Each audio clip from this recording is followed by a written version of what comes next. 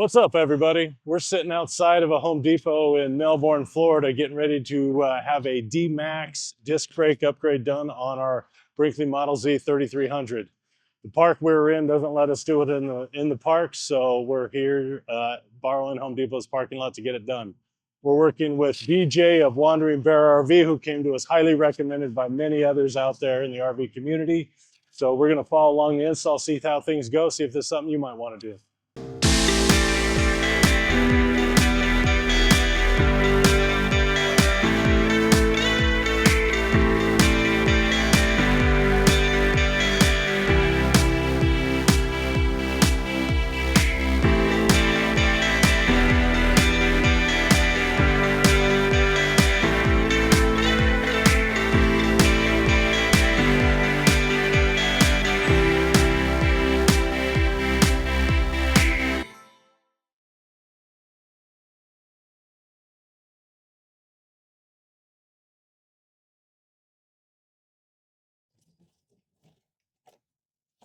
So do you install only DeeMax, or do you do others and it just depends on the client, or have you determined this is just the best thing going? So I can install the Kodiak system. I have access to Kodiak. I have access to Dexter's brake system and DeeMax.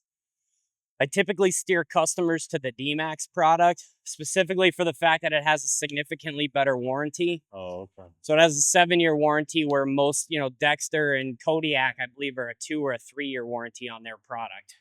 Cool. The other reason I like DeeMax's stuff is that, Kodiak is owned by Dexter. And while I think Dexter makes great products, I think if you had an issue with it, it takes significantly longer to get a response. Whereas, DeeMax is out of Texas. If you call there, usually, they'll give you an answer within a matter of the day or a day after. Oh, nice. My experience has been when I needed something from them, or I had a customer who had an issue and called me, I usually can get somebody from DeeMax on the phone within 15, 20 minutes of leaving a message. Cool. And that's rare. that's one of the reasons why I push their brakes more than anybody else's. Yeah, right. And I also believe they actually are striving to, make their product the best on the market. They ask for input. What have I noticed? What have I seen? What kind of changes would I like to see? And I think that they're really active about making sure that those things get, factored into what they're doing for their designs. Cool. So how come new lug nuts were needed?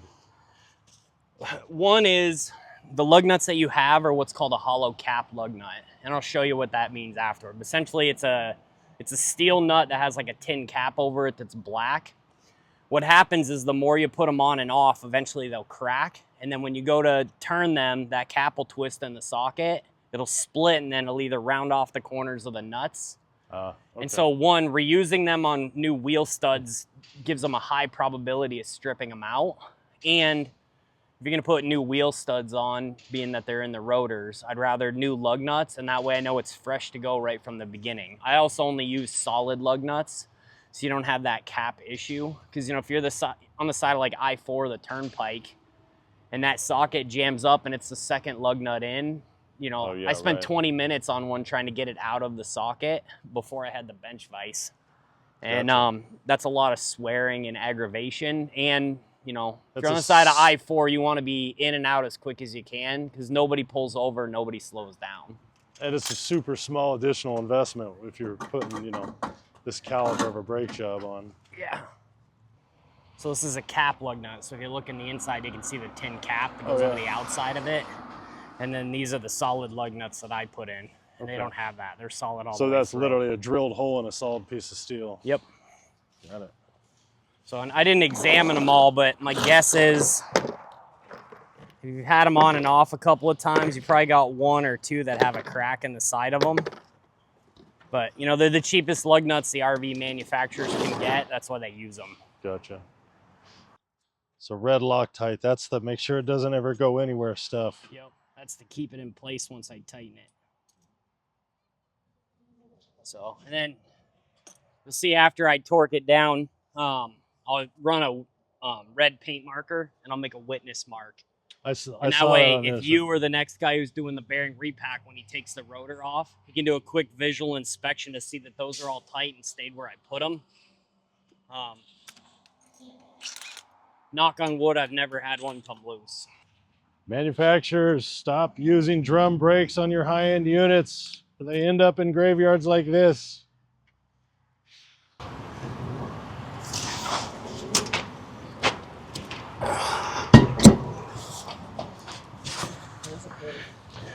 Pretty sexy, huh?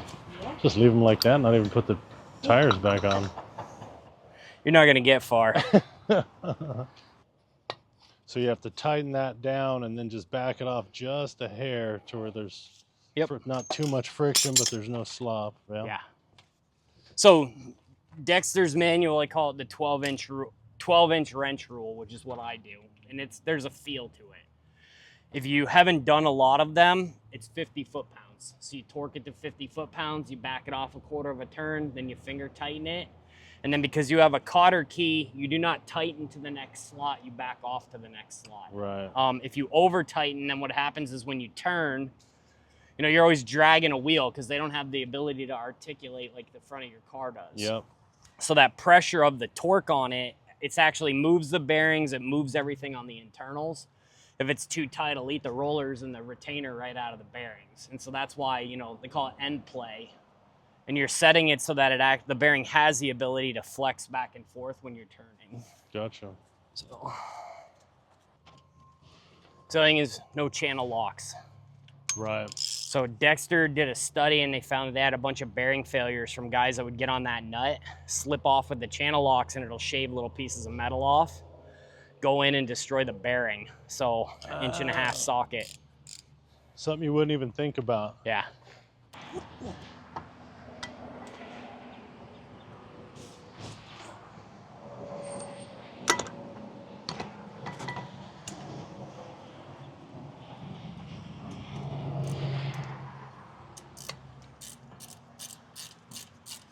I'm going to install the booster pump here in the front bay. Luckily, we have just enough room between this existing hydraulic pump reservoir and the front door. So, piece of cake. So your generator sits right about here. Yeah, it comes this way. That should be fine. Okay. And I had a few inches here. I could slide it this way too if needed. Okay. Just need to mark where that's located. Is this? Yeah, it's like 5/8 plywood. Okay. So you can screw right to it. Yep, perfect.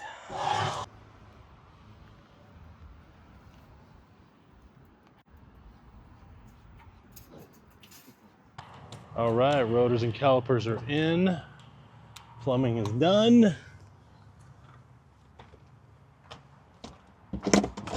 Now we're working on electrical. All right, BJ's gonna outline what he's gotta do to tie this in electrically.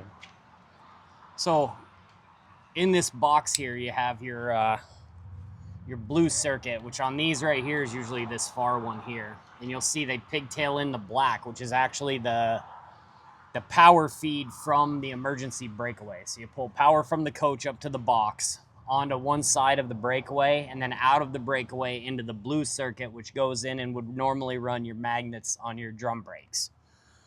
So what I'm doing is I'm removing that from the blue circuit because that'll be tied directly into the pump on the variable control circuit. So that will vary the pump pressure based on the voltage the truck sends it. Then what I'm gonna do is I'm gonna re-identify it using this redundant ground, which is part of the ABS system on this particular trailer, or typically it'll be a multi-conductor with a blue and a white and a red or gray sheet wire that runs back.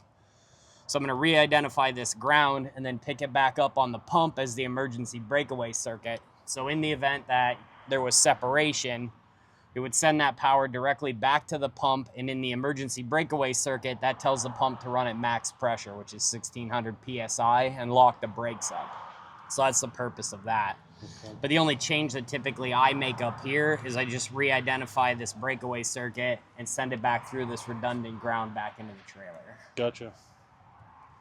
And as we mentioned earlier, you're gonna tie in voltage from two locations, one from the 7-pin and one from the 12-volt feed off of the 24-volt converters.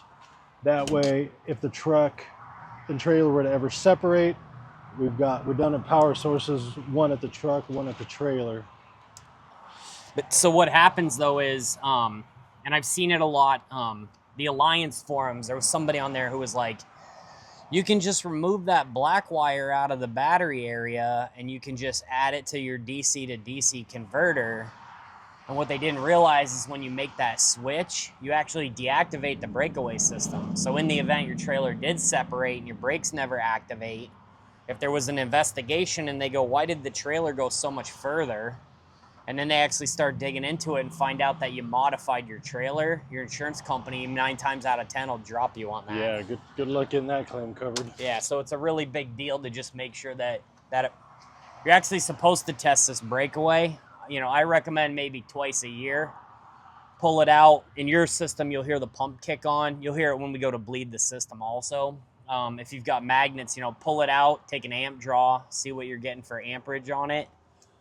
Tandem axle would be around 12, 13. Triple axle would be like 16, 18 for amps. Okay. So, but that is actually a testing requirement that Dexter puts on their axle systems. And I'm pretty certain Lippert and Kurt have the same intervals. All this is an important reason why you hire pros for this, because if something goes south, you want BJ's insurance involved, not your own. So you said what remains of the Lippert ABS system. What exactly is that? So it'll be, you're still gonna run your turn signals, your brake lights, and all your running light stuff will run through the ABS module. Oh, okay. It just won't have the ability now to send power to the different drums. Gotcha. We got the homeless hanging out in the Home Depot parking lot today. Looking haggard. Lot docking at the depot. Waiting for the disc brakes to get done. So now it's bleed the lines. I gotta bypass the ABS. So when you install disc brakes on a trailer that has ABS or Dexter tow assist, typically you're gonna bypass the ABS module because it's not compatible with the disc brake systems. And so there's a little bit of wiring that you have to do to bypass the ABS module for turn signals and things like that.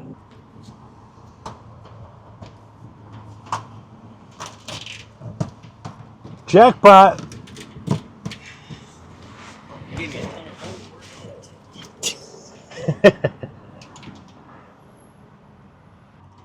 So now my odometer I have on my trailer profile is even more important now, because that's the only track I have to keep track of mileage on this thing. Yep.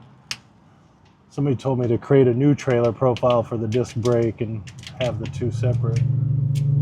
Well, so yes, because if you had a new one for the disc brake, then you could run and you could know your mileage for repack, which is right. 12,000 miles once a year, whichever comes first. Gotcha. Well, to this, man, you gotta be a mechanic, you gotta be a pipe fitter, you gotta be an electrician. Yep. This hydraulic lines look good. This doesn't apply to you, but sometimes you have to be a guidance counselor and a psychiatrist. So you verified the breakaway, the pump comes on with the breakaway. Yep, so I filled it with fluid, verified the breakaway functions, and then what I did is I allowed it to push a bunch of the fluid through the line and pressurize it, because if I have any leaks anywhere, it'll push the air out, and then when it gets fluid, I'll see it squirt underneath. So it just verifies that the lines are good and tight and nothing is leaking. Gotcha. So give it a couple seconds to kind of burp some of the air back, and then what we'll do is we'll work together. You'll pull the brake away, I'll bleed the system, and we'll work our way around it. Okay. So what we'll wind up doing is we'll do 4 times unless I have one I don't feel bled well.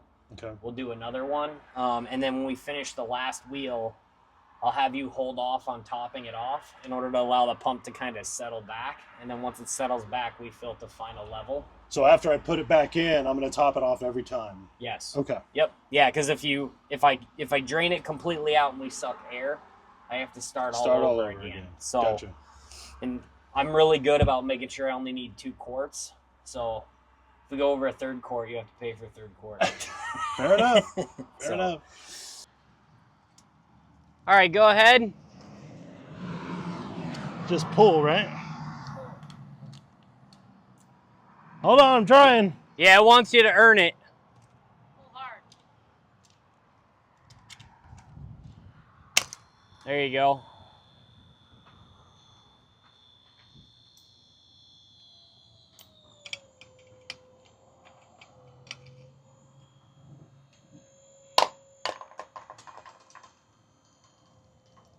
Shut it off. Did you top off fluid? Oh, nope, sorry. Second time I'll fire them. Perfect.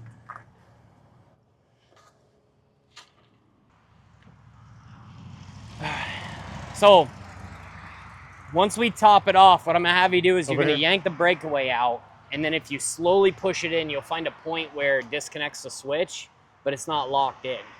Okay. So what I want you to do is I want you to find that balance point, and what we're gonna do is we're gonna pressurize it and depressurize it like 5 or 6 times. So what I'm trying to do is, you know, when you pressurize it, it flexes all the lines and all the fittings. And then when you relax it, they come loose. And so I wanna pressurize them, relax them, pressurize them, relax them. Because if it's gonna leak, I want it to do it while I'm right here on site to see it. Okay. So that just kind of verifies, hey, everything is tight. I don't have anything that's leaking. We're good to go. Perfect. Just my 53-year-old ears in this traffic noise, so I'll yell don't louder. be afraid to you shout. got a bird's nest in your goose. I know. We've been hauling it since Reno. We don't have the heart to, it's kind of memorial at this point. Yo. Yeah. It's been in there for 7 months. Ah. We discovered after we left home, we're like, oh no. Those little birds are, who knows how long they'll be with us. Forever. They're on our travels with us. Yo. All right, let's go ahead and pressurize it. Okay, so and then you'll tell me right away when to find. Do you want me to find that point right away, or wait till you tell me? Just pull it and then find the point, and that way you know where it is, and then we'll just pressure, let Got off.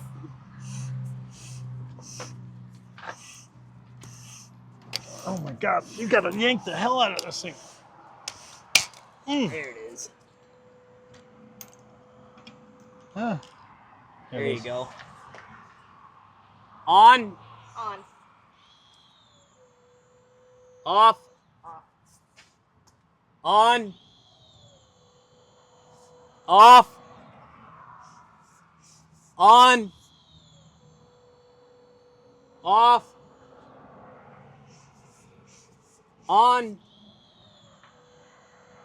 off. One more time. One more time. Go ahead and shut it all the way off. Beautiful. You got an intact hydraulic disc brake trailer. Really? It's holding. No leaks, no drips, no nothing. So Giddy up. So do those, the brakes, do they auto adjust? There's no... yeah, well, yeah. So what'll happen is, you know, obviously you got to burnish them in. So you got to take all the coating off the rotors. I'll show you on the rotor itself. So this rotor has a coating on it. It's the same finish that's on this outside face. So what you have to do is when you first take this thing out, you're going to do what's called burnishing, which is where you're going to apply the brakes and you're going to essentially burn this coating off.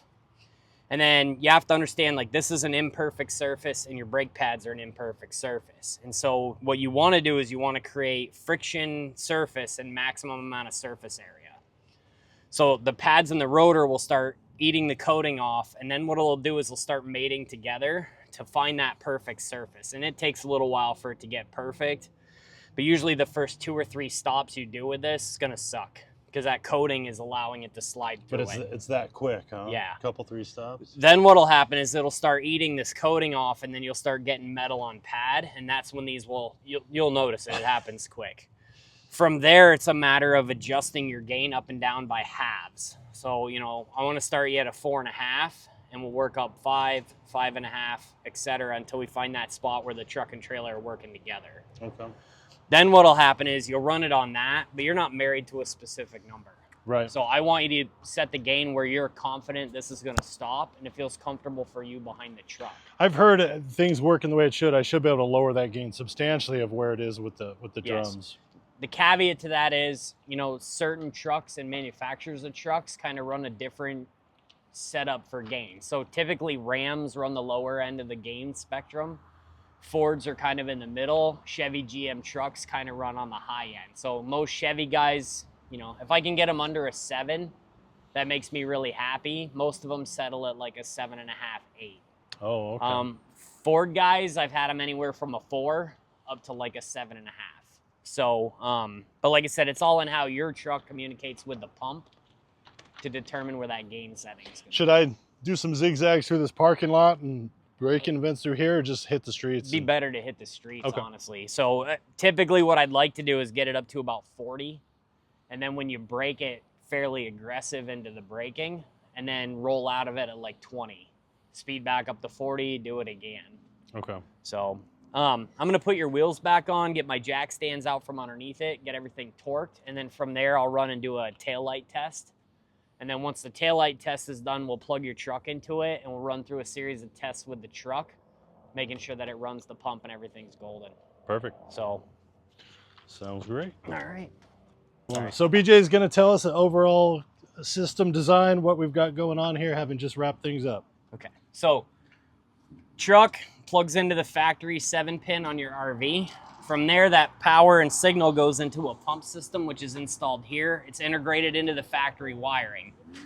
The pump has a hydraulic line that comes out the bottom, and it runs a steel hard line all the way to the back, where it branches off to each side of the RV, where it feeds the brakes and calipers on the sides.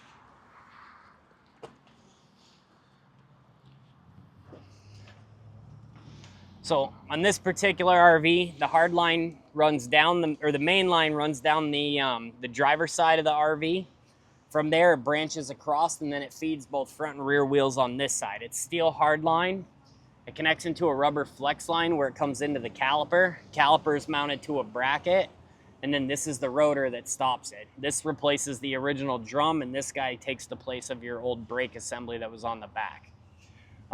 This is a 7K, 8K system, so this is the same setup you would have whether you had a 7K axle or an 8K axle. And then these are DeeMax, which has a 7-year warranty. In my personal opinion, is they're the best brakes on the market.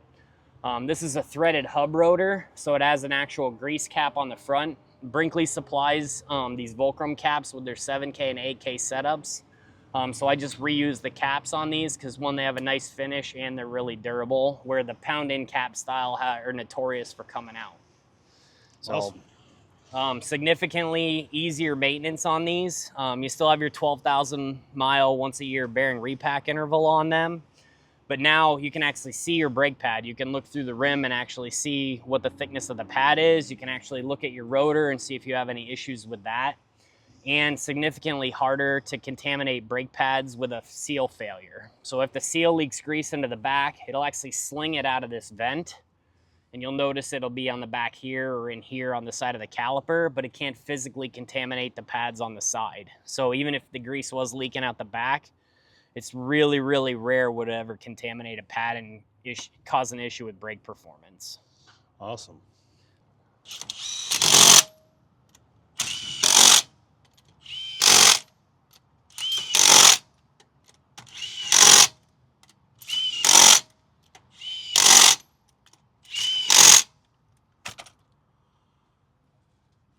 I'm getting ready to test the brake lights since we bypassed the ABS module. Just make sure turn signal and brake lights are functional. So, left blinker.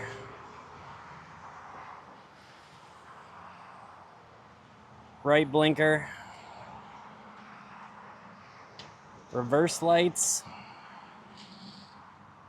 And brake lights. I'm gonna try the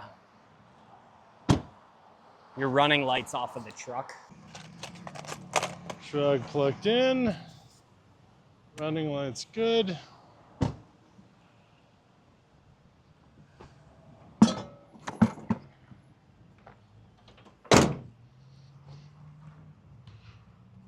Running lights looking good. Beautiful.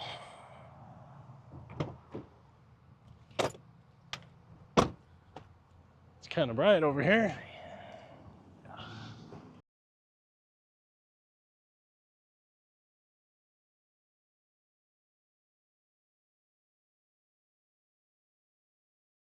All right, BJ, thank you very much for your time today and your Yeah. efforts. So why don't you let everybody know a little bit about yourself, your company, and how they get a hold of you? Absolutely. So my name is BJ Israel. I'm the owner of Wandering Bear RV. I specialize in hydraulic disc brake conversion, axle and suspension work for fifth wheels and travel trailers. You can reach me at dumpthedrums.com or 731-363-0970 or Wandering Bear RV on Facebook. So thank you for letting me work on your rig. I appreciate Awesome, we it. appreciate it. All right, everybody, it's the next day and the dust has settled. I really appreciate you sticking around for the whole video. I know it was a long one, but BJ is a wealth of knowledge and I wanted to make sure most of that got in there. In my haste yesterday, I neglected to record the break-in drive, which went great. BJ spent a bunch of time with us, following us on the phone, running through the steps to get the brake controller adjusted, get the rotors burnished the way they needed to be, so that by the time we got back to camp, it was stopping like a beast. I can't recommend BJ Wandering Bear enough. I really enjoyed spending the day with them. Again, this is not a sponsored video, not by Wandering Bear, not by DeeMax. I'm simply an aspiring content creator, and this is the kind of content I would be looking for, ideally with a little better production value, but I'll get there. Don't forget to like and subscribe below for more content like this, and to see the follow-up video after we've got some miles on these brakes so I can let you know how I really feel about it. I've linked BJ's contact information down in the description as well, so you don't have to scrub back through the video to get that. Don't hesitate, give him a call if you're thinking about disc brake upgrade or other suspension work on your RV in the Southeast. So again, thanks for sticking around. Safe travels, take care, and we'll see you on the next one.